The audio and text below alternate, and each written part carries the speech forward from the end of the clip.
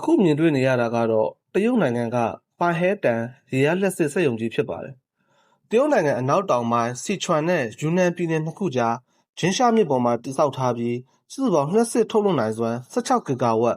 ဒါမှမဟုတ်ကီလိုဝက်16တန်းရှိတာကြောင့်ကမ္ဘာဒုတိယအကြီးဆုံးရေအားလျှပ်စစ်စက်ရုံကြီးအဖြစ်ရပ်တည်နေပါတယ်။ဒီစက်ရုံထဲမှာတစ်လုံးကိုကီလိုဝက်1တန်းစီထုတ်လုပ်နိုင်တဲ့ AM ရေအားလျှပ်စစ်ဂျန်နရေတာ16လုံးတပ်ဆင်ထားပါတယ်။ဂျန်နရေတာတစ်လုံးချင်းစီဟာလည်းတစ်လုံးနဲ့ရဲ့ထုတ်လုပ်နိုင်စွမ်းအရ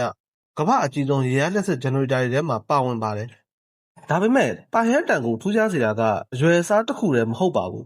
။ဒီ AM ဆယ်ကြီးရဲ့အခြေအနေကိုစောင့်ကြည့်ဖို့စင်ဆာထောင်ပေါင်းများစွာတပ်ဆင်ထားပြီးအပူချိန်ဖိအားနဲ့ဆယ်တိဆောက်ပုံဆိုင်ရာပြောင်းလဲမှုတွေကိုအချိန်နဲ့တပြေးညီစောင့်ကြည့်နိုင်ပါတယ်။စင်ဆာတွေကနေရရှိလာတဲ့ data တွေကို IDAM Intelligent Management Platform နဲ့ချိတ်ဆက်ပြီး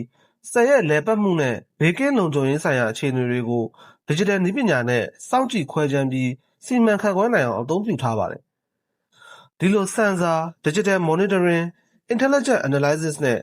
automated control နည်းပညာတွေပေါင်းစပ်အသုံးပြုထားတာကြောင့်ပိုင်ဟဲတန်အားရေအားကနေလျှပ်စစ်ထုတ်လုပ်ပေးတဲ့စက်ရုံကြီးတစ်ခုသာမက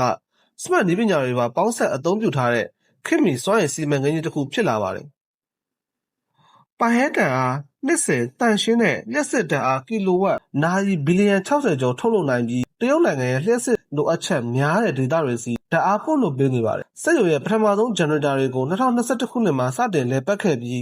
2022ခုနှစ်ဒီဇင်ဘာလမှာဂျန်နရေတာ16လုံးအထိလည်ပတ်နိုင်လာခဲ့ပါတယ်။ပိုင်ဟဲတန်ထက်ပိုကြီးတဲ့ကမ္ဘာနံပါတ်1ရေအားလျှပ်စစ်စက်ရုံကတော့ Three Gorges ဖြစ်ပြီးဒီစက်ရုံကလည်းတရုတ်နိုင်ငံမှာပဲတည်ရှိပါတယ်။ကမ္ဘာဒုတိယအကြီးဆုံးဖြစ်ရပ်တည်နေတဲ့ပိုင်ဟဲတန်ရဲ့နောက်ထပ်ထူးခြားချက်တစ်ခုကတော့အရွယ်အစားကြီးမားမှုနဲ့အတူ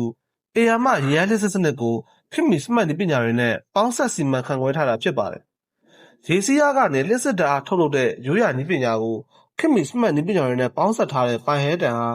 အနာဂတ်စွမ်းအင်ထုတ်လုပ်ရေးမှာနည်းပညာကဘယ်လောက်ထိအရေးပါနေပြီလဲဆိုတာကိုပြသနေတဲ့AM စီမံကိန်းကြီးတစ်ခုလည်းဖြစ်ပါတယ်။